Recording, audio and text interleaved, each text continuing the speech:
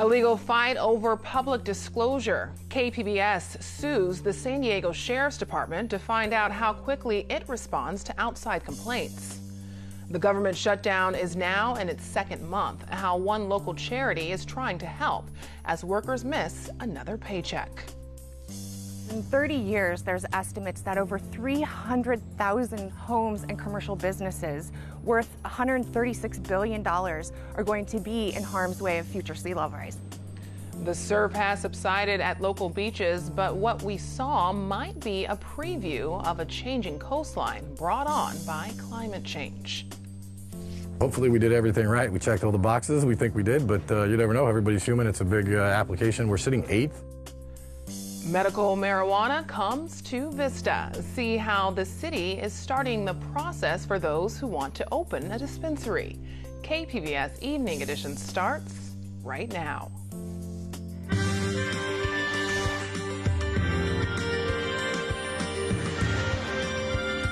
Good evening and thanks for joining us. I'm Ebone Monet. How long does the San Diego County Sheriff's Department take to respond to complaints made about its employees? That's a question KPBS has been asking the department for 7 months. The Sheriff's Department won't answer. So KPBS investigative reporter Claire Tragesser says KPBS is taking the fight to court for the public's right to know. Over the past 2 years, multiple women accused Sheriff's Deputy Richard Fisher of sexual misconduct. They said they reported the conduct to the Sheriff's Department, but never received a response. Fisher is now on trial, but the unanswered complaints prompted KPBS to ask the Sheriff's Department, how long does it usually take to respond? We initially asked the Sheriff's Department in June 2018 for the dates all complaints were filed about its employees for the past 8 years and when the Sheriff's Department responded to each complaint. The Sheriff's Department denied that request, citing 2 different parts of the law. The first says certain records are exempt from disclosure, but the exemption has an exception. Matthew Hallgren is an attorney fighting on behalf of KPBS for the public records. Hallgren is a First Amendment specialist at the Shepard Mullen law firm. The exception says that even though some records relating to investigations may be withheld, the police and sheriff's departments nevertheless need to provide information relating to the time of a complaint and the time of a response to the complaint. That's exactly the information that KPBS has requested, so it's right there in the text of the statute. The Sheriff's Department also cited another part of the law that says personnel records of law enforcement officers should be kept confidential. But that's not what KPBS asked for. Hallgren says that doesn't apply to KPBS's request because it only protects records that can be linked to a specific police officer. KPBS has only asked for the information regarding the date of the complaints and the dates they were responded to, and clearly that information, if isolated from other information, would not be able to be linked to any specific police officer. KPBS contacted the Sheriff's Department and they declined to comment. Dave Myers is a 35-year veteran of the department who retired last summer after unsuccessfully running for sheriff. He says the department does not have a consistent system for handling complaints. So the Sheriff's Department has a policy that anybody in the Sheriff's Department at any level can receive a complaint from the citizens or internally, and anybody at any level is encouraged to, per the policy, to handle that complaint at the lowest level possible. He says that means a clerk working at the counter at a station could talk to someone from the public and close the complaint. There's no other documentation. There's no other discussions. There may be a follow-up email, maybe to an immediate supervisor of what happened, and that would be the end of it. Myers said that it's a very subjective process to decide what complaints are documented, which means the process could be abused. If the public cannot trust law enforcement to police itself in a fair manner that's transparent, how are they going to trust that the process is working? Last summer, San Diego Sheriff's Lieutenant Christina Bavinkoff described the process of how complaints are handled. She didn't do an interview on camera, but told KPBS, quote, all complaints are time and date stamped and responded to with a letter. But she said some complaints are handled verbally. For example, If someone comes to the station to complain about getting a ticket, they want to tell their side of the story, then we'll ask, "What would you like me to do?" And they might say, "Tell the deputy to be more professional." So we'll say, "Yes, ma'am, will do." In cases like that, complaints might not be documented.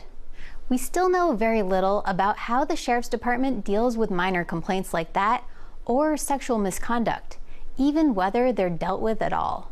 Claire Tregesser, KPBS News. Lawyers for KPBS have filed paperwork to ask a judge to decide whether the Sheriff's Department has to provide the records. Protecting kids from human trafficking starts at school. That was the message today from the San Diego District Attorney. Summer Stephan announced 3 new programs to educate, prevent, and raise awareness about human trafficking. She also spoke about the newly formed San Diego Trafficking Prevention Collective, which will help train students in all San Diego public schools.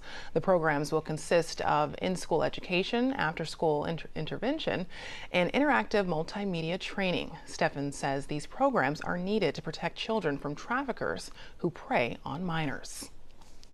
If you look in the eyes of somebody who's been a victim of human trafficking, you will never forget the look of someone who a predator tried to take their very dignity out of them.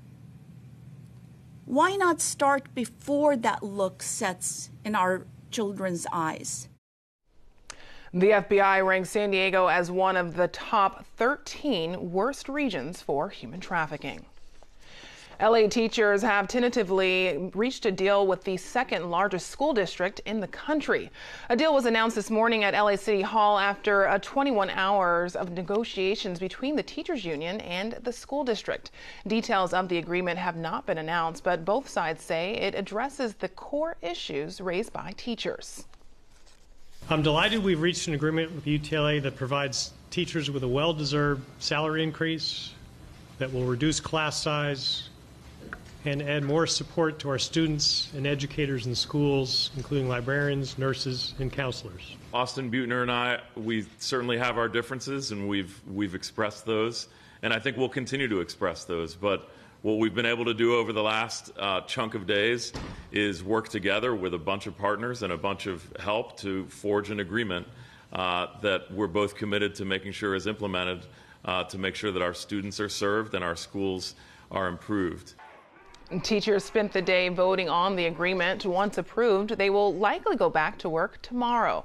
The deal ends the first LA teacher strike in 30 years. It's day 32 of the partial government shutdown, which is unlikely to be resolved this week.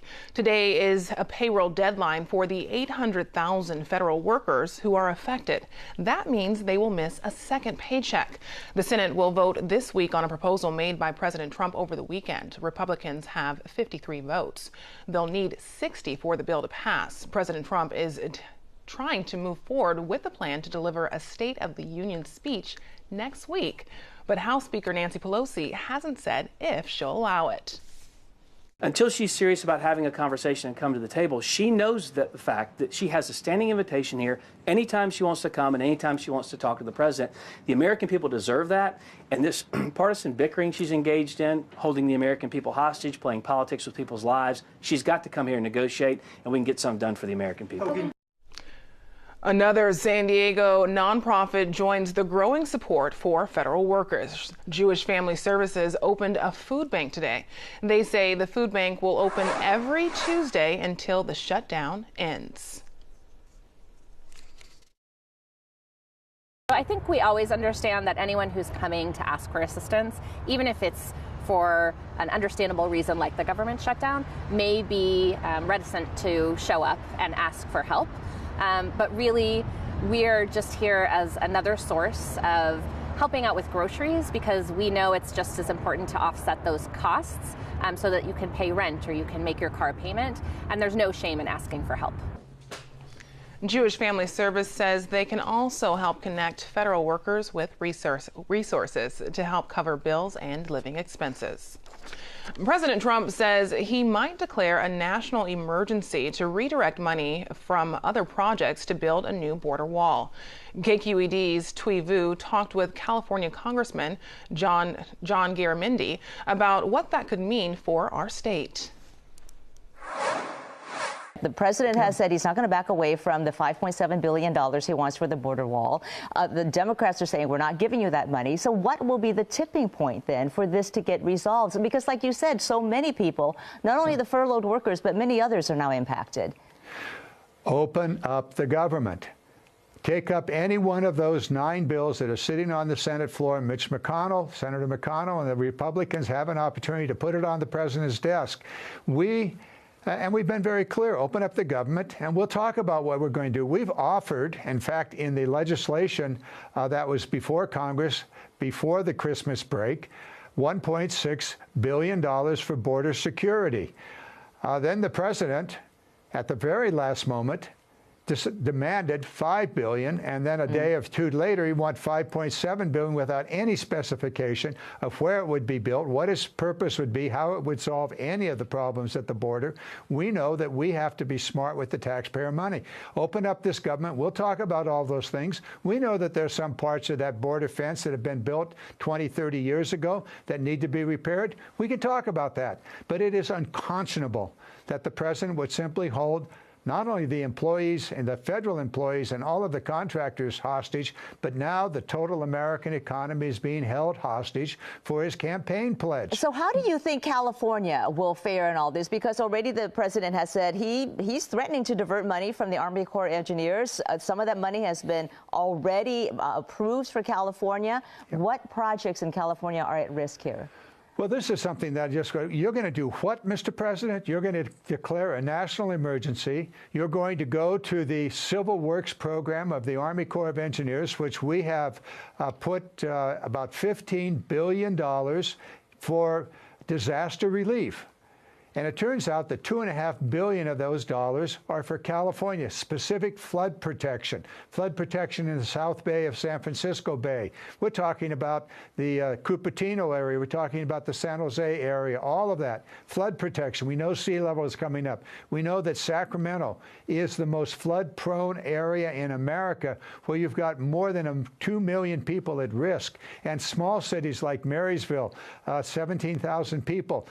Just $13 million, but that is absolutely critical money on a city that literally is surrounded by 35-foot levees. So what will happen if these projects are delayed or canceled? Well, I just drove up the Sacramento River to get here from my home down in the Delta. And the Sacramento River is flowing full right now. Will these projects make a difference this winter? No. But these projects would be underway next winter or next summer, not so many months away, and they would provide additional protection. Would it make a difference? We don't know. But it might make all the difference between a horrible flood or no flood at all. And in Puerto Rico, another $2.5 billion to shore up the levees and the dams in that area, which were totally destroyed in the hurricane 2.5 years ago. It is unconscionable that the president would reach out and take away that money. So how serious is the president at this point about this threat that he's making? We've backed him down a bit. But nonetheless, he has kept alive the threat that he has the power to issue a national emergency. And based upon the laws that are on the books, which frankly should be changed, and I've introduced legislation to change those laws, he could dip into the civil works. He could also dip into the U.S. military's military construction projects. We have to rein in his power, not just this way, but also with the national emergencies. All right. John Garamendi, Congressman from Sacramento Valley, thank you for your time. I'm Judy Woodruff. Tonight on the NewsHour, the Supreme Court allows President Trump's ban on transgender service in the military to begin. Coming up at 7 after Evening Edition on KPBS. A local community activist says she will challenge Congressman Juan Vargas in 2020. My name is Arameek Glass Blake. And from a child, my mom and my grandmother prepared me not only to be a community servant, but to be a leader. Aramik Glass Blake released an introductory campaign video highlighting her work on causes ranging from housing to veterans. Blake also works as a mental health counselor and motivational speaker. She says her priorities as a politician would be tuition-free college and health care for all. Congressman Vargas won re-election in November with 71% of the vote. A new poll shows more than 2/3 of Americans believe climate change is a serious issue. The Associated Press conducted the poll. 71% of those questions say climate change is a reality. Only 9% say it's not. Nearly half said they would support a carbon tax to deal with the problem. The San Diego coastline was hit again this morning by high surf. KPBS environment reporter Eric Anderson says the king tides are giving us a look of California's future. Storm swell and the beginning of king tides pummeled Imperial Beach late last week, but the high ocean waters are still affecting the coast this week. The high tide this morning peaking at more than 7 feet above normal sea levels in San Diego County. King tides are created when the sun and moon line up and combine their gravitational pull on the Earth's oceans. It is a peek at a world with higher sea levels. Surfrider Foundation's Stephanie Seekich-Quinn says there's a lot at stake. In 30 years, there's estimates that over 300,000 homes and commercial businesses worth $136 billion are going to be in harm's way of future sea level rise. And that's just 30 years from now. Seekich-Quinn helped put together a Lighthawk flight to see the impact along the San Diego coast. We'd like a runway heading to the coast, and then low level, we're going to go up to Encinitas. Pilot Bob Lang, throttle response good, captained the small 4-passenger plane. The tide's coming all the way up to the riprap. Craft included Encinitas City Council member Kelly Shea Hinsey. She said the coast is an important feature for her community. We have pristine coastline, we have gorgeous ocean and mellow waves, and it's really a welcoming environment for recreation and just enjoyment. And so to me, top priority is that skinny stretch of beach where people love spending time. Encinitas seems to have very little beach compared to Carlsbad. But once in the air, she got a different perspective of the impact of king tides. We had 0 beaches. There was no sand. And the waves were actually pounding right up to the cliffs. Shea Hinsey says Encinitas officials are already working on developing roadmaps for the future. They include the city's climate action plan and efforts to restore sand dunes that could serve as buffers for the coast. Eric Anderson, KPBS News. Afternoon. It's been a pretty gusty day today. Those Santa Ana winds, they are kicking up, and so we are under a weather alert. A high wind advisory mostly for the interior parts of San Diego County. Right along the coast, a bit of a breeze, but not as bad. Now take a look at these winds, up to 45 miles per hour for those gusts. That means blowing dust and snow will be an issue. Snow, not around here, but blowing dust could be an issue. Dangerous crosswinds and also higher gusts in the mountains. If you're traveling through the foothills or the surrounding valleys, you need to be careful. Could even see sporadic power outages. Now, as far as precipitation, it's dry. Much of California is getting a break. It is going to stay nice and dry for the next several days. Tonight, we're at 45 degrees. When you have clear skies and a wind, that leaves us wide open for chillier temperatures overnight, but warmer conditions during the day. So Oceanside at 34 tonight, Ramona gusty at 37, and Chula Vista right around 43 degrees. Here are the future winds. You could see Ramona in the 30s tonight and into tomorrow morning. This is your commute into work, 8 a.m., and it's still going to be pretty gusty out there. So plan accordingly as you're heading out the door. El Cajon also seeing those wind gusts in the 30s tomorrow morning. Now, all in all, tomorrow is going to be a beautiful day. We have high pressure in place, so we'll have plenty of sunshine, dry air moving into place, and our temperatures, they will be increasing. 68 in San Diego tomorrow, Ramona at 70, but remember, still pretty gusty. Borrego Springs at 69 and Mount Laguna 53 for the high. We're going to remain sunny mild and just pleasant through the end of this week. Here are those temperatures. Look at that. 66 on Wednesday, but then we jump up to those low 70s throughout the weekend, and it's going to be sunny along the coast. Inland, we start at 72. We're getting close to 80 this week with lots of sunshine. It is going to be beautiful, and those winds, they will be subsiding after tomorrow. In the mountains, expect to see some breezy conditions this week, sunshine, and we're going to remain mostly in the 50s. And in the deserts, we are in the 70s with sunshine, but again, a bit windy at times. For KPBS News, I'm Erin Calandra. Back to you. The city of Vista is getting into the marijuana business. KPBS reporter Matt Hoffman says this is the first day companies can apply for medical dispensaries. People lined up at Vista City Hall Tuesday for a special kind of lottery. This raffle wasn't for cash, but for processing marijuana dispensary applications. A citizens' initiative passed last November is calling for up to 11 dispensaries within the city. Vista is using a lottery system to determine which applications will be looked at first. 9 KK. I think lotteries for cities aren't ideal because they, lead to potentially unqualified applicants getting in. That being said, they're really fun. It's a lot of action. It's exciting. Elliot Lewis was one of the lucky ones. He was picked 8th, meaning if his application checks out okay, he'll be able to open up a medical dispensary. So hopefully we did everything right. We checked all the boxes. We think we did, but you never know. There was some confusion about the application process, though.